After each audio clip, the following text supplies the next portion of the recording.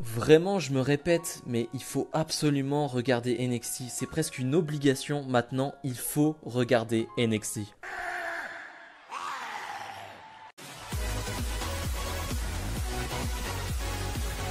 Et bonjour à tous, on se retrouve aujourd'hui pour les résultats de NXT du 22 juin 2021. Je m'excuse parce que je n'ai pas pu faire cette vidéo hier, voilà, je n'ai pas pu vous donner les résultats de NXT hier, j'étais trop occupé, donc voilà, je la poste aujourd'hui, cette vidéo avec un jour de retard. J'espère que vous m'en voudrez pas trop. Le show qui s'ouvre avec Adam Cole qui revient sur l'attaque de Samoa Joe la semaine dernière. Il va lui dire, bah ça fait un petit moment que t'es pas là en fait Samoa Joe, ça faisait un moment que t'étais absent.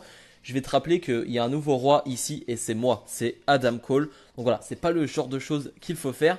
Et il va le prouver que c'est le roi ici en battant Kyle O'Reilly à The Great American Bash, qui est le prochain événement en weekly. Ça, c'est toujours cool, les événements comme ça en weekly du côté de NXT. Je trouve ça vraiment super.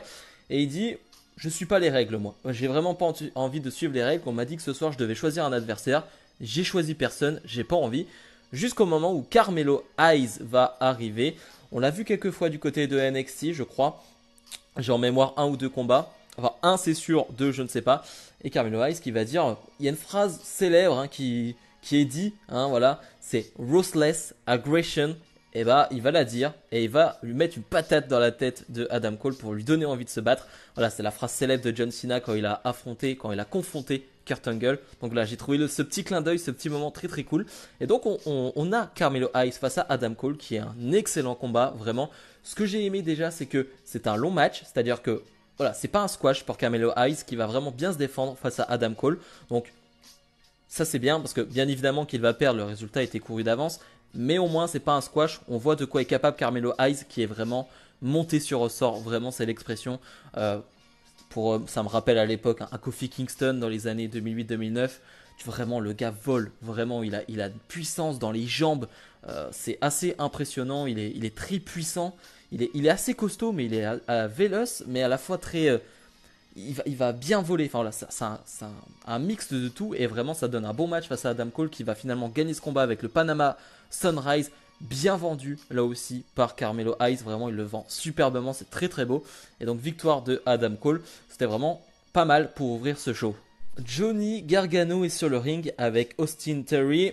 Et Gargano nous dit qu'il mérite tout simplement d'être challenger numéro 1 au titre de Karrion Kross. Il nous dit que lorsque lui il était champion, c'était les plus beaux jours de la vie de NXT, carrément. Il dit que c'était des jours merveilleux.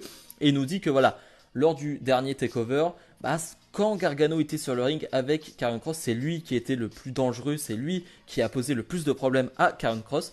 Pete Dunne va pas être d'accord avec ça, il va arriver avec Oni Lorcan et va lui dire non, non, pas du tout, tu racontes n'importe quoi. Finalement, The Way va s'en aller et Pete Dunne va un peu, j'ai envie de dire, chatouiller les doigts de Austin Theory. On apprendra plus tard que ces 4-là vont s'affronter donc dans un 2 contre 2.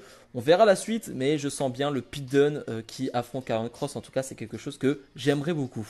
Jessica Mea et Aliyah, donc l'équipe de Hill qui ne fait que perdre, clairement, face à Yoshirai et Zoe Stark.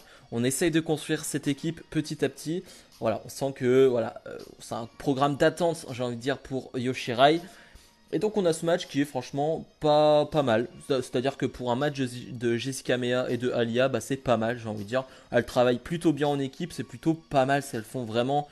D'habitude, je suis assez violent avec elles dans le sens où je trouve qu'elles sont vraiment pas terribles sur le ring. Là, pour le coup, c'est pas mal. Le moment le plus cool du match, c'est quand Yoshirai rentre sur le ring, bien évidemment, et c'est toujours très bien. En fait, tout simplement, Yoshirai, c'est toujours très bien.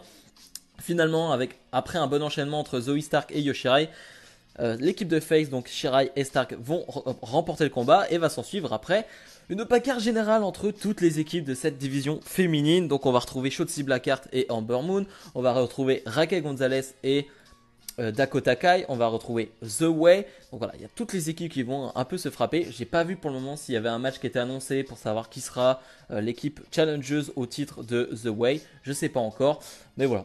En tous les cas, le réservoir d'équipe du côté de NXT est très bon. On retrouve donc Austin Theory et Gargano qui représentent The Way face à Pete Dunne et Oni Lorcan. C'était incroyable. Vraiment, j'abuse même pas en utilisant ce terme parce que vraiment, je m'attendais pas à un match aussi bon. Vraiment, c'était excellent, c'était incroyable comme je l'ai dit. Euh, Franchement, les 5-6 premières minutes du match, je trouve ça bon, mais je me dis, bah, si c'est ce rythme-là jusqu'au bout, bah c'est tant mieux, mais voilà, c'est un match, un bon match NXT, quoi. Mais par contre, les 5-6 dernières minutes, oh, ça va à 2000 à l'heure. Vraiment, ça va à 2000 à l'heure. Là, ça vend plus trop, hein. Par contre, ça vend plus trop dans tous les sens, mais c'est excellent. Vraiment, c'est un match que je vous conseille. Vraiment, c'est peut-être ce match de NXT que je vous conseille parce que c'était excellentissime. Je pense à Austin Theory qui, comme d'habitude, est celui qui va prendre cher. Vraiment, c'est celui qui prend tous les coups. C'est celui qui prend les phases de domination. Mais qui, pour le coup, a aussi ses phases de domination. A vraiment de bons moments. Je pense à un springboard Spanish Fly qui fait, qui est toujours très beau à voir et très impressionnant. Et Pete Dunne et Oney Lorcan qui bossent très bien ensemble. C'est plutôt une faction, là. Ils sont plutôt dans un groupe, on va dire, Pete Dunne et Oney Lorcan. Alors maintenant, c'est plus un duo, hein, duo blessure. Mais ça fonctionne très bien ensemble et franchement, c'est un excellent combat. Franchement, j'ai que ça à dire. Allez voir ce combat. Gargano va finalement donner la victoire à son équipe et va se faire attaquer par le champion de NXT, Karrion Kross, voilà, qui va l'attaquer dans le dos. Est-ce qu'on verrait bien un Karrion Kross contre Gargano, hein? Je parlais d'un Karrion Kross contre Pete Dunne, mais est-ce qu'on se dirige pas vers Karrion Kross Gargano? Moi, dans tous les cas, ça me va. Et en backstage, on va voir Pete Dunne qui va avoir un petit face-à-face avec Samoa Joe.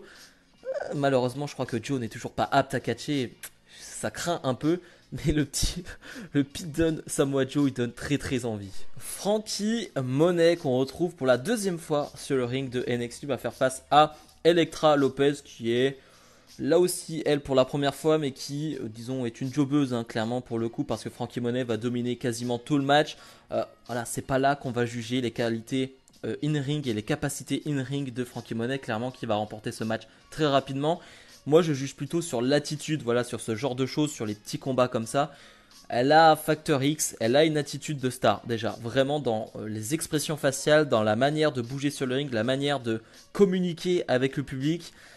Ça se voit que c'est possiblement, je dis possiblement avec des guillemets, hein, parce qu'après il va falloir voir sur le ring ce que ça donne, mais possiblement une star dans le roster de NXT. Voilà, ça peut possiblement être quelque chose, Frankie Monet. Donc voilà, j'attends de voir des gros matchs, j'attends de voir ça, mais pour le moment, ça me semble quand même d'être du très bon. Hit Row face à Everrise. J'aime toujours autant le thème d'entrée de Hit Row, vraiment je kiffe. C'est peut-être mon thème préféré du côté de NXT. Donc on retrouve Top Dollar et Adonis. Là encore une fois, je vais pas vraiment juger ce qui se passe sur le ring parce que il n'y a rien de fou, hein. Vraiment, c'est un match qui va être très court. Donc encore une fois, je vais pas juger. C'est comme leur dernier match à Heathrow. Je juge pas, je me dis juste, c'est pas, au moins c'est pas dégueu. Au moins il y a rien de mauvais dans ce qui se passe. Ils vont remporter ce match rapidement. Mais là aussi, je vais parler d'attitude. Et bah il y a quelque chose quand même dans ce clan. Il y a quelque chose avec Isaiah Scott Swords, avec la fille que j'oublie tout le temps son nom. Il faut vraiment que je le retienne. La fille, je ne retiens pas son nom. Mais en tout cas, il y a vraiment une attitude. On avait vu en backstage Isaiah Scott Swords et donc Heathrow qui ont un peu chercher Bronson Reed, donc qui est détenteur du titre nord-américain. Ça m'étonnerait pas qu'on voit Isaiah Scott Swords face à Bronson Reed dans quelques temps. Et ça peut être très bon. Donc voilà, j'aime toujours autant Hit Row. Pour le moment, ça se passe très bien. Le main event, Kyle O'Reilly fait face à Kushida. J'avais oublié, mais ce n'était pas un match pour le titre Cruiserweight de Kushida. Voilà, j'avais zappé, mais c'est vrai que ce n'était pas un match pour le titre. Et donc on a ce combat qui est excellentissime. Vraiment.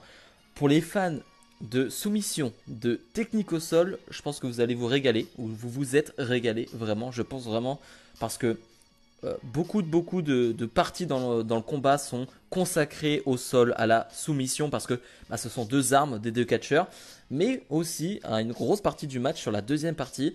Là, on est plus, voilà, on est plus debout, on est plus sur de la frappe pure. Là, vraiment, ça va frapper fort aussi à certains moments. On est sur un gros rythme, ce qui donne vraiment un excellent combat. Vraiment, là aussi, c'est un combat que je vous recommande.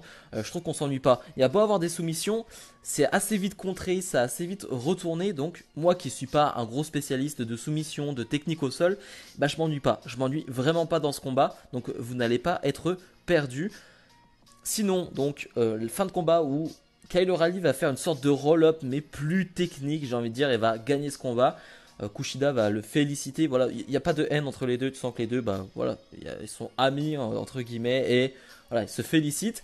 Sauf qu'Adam Cole, bah, il va frapper Kyle O'Reilly. Et oui, ça continue cette feud, hein. Ils vont s'affronter à The Great American Bash.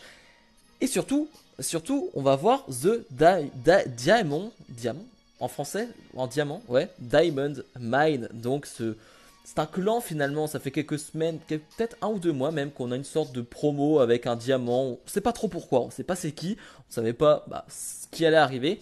Et finalement c'est un clan qui est contrôlé par Malcolm Bivens, hein, qu'on a déjà vu, qui est donc entouré de Tyler Rust, de Suzuki. Donc voilà, je ne savais pas ce qui était cette personne, j'ai fait des recherches, donc c'est Suzuki, je ne connais absolument pas, et de Roderick Strong, voilà, qui fait son retour du côté de NXT. On l'avait pas vu depuis quelques temps, on pensait qu'il allait être dans le roster principal, mais pas du tout, il est là et il va casser la gueule de Kushida.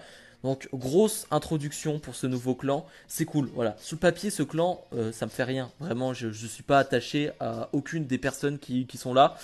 Les clans, je suis un peu lassé.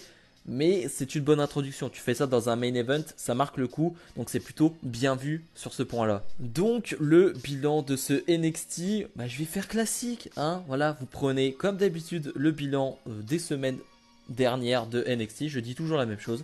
C'est excellent, il n'y a pas de point faible, vraiment, je ne m'ennuie pas. Je vois pas ces 2 heures passer, c'est que du bonheur, que du régal, que du bon catch.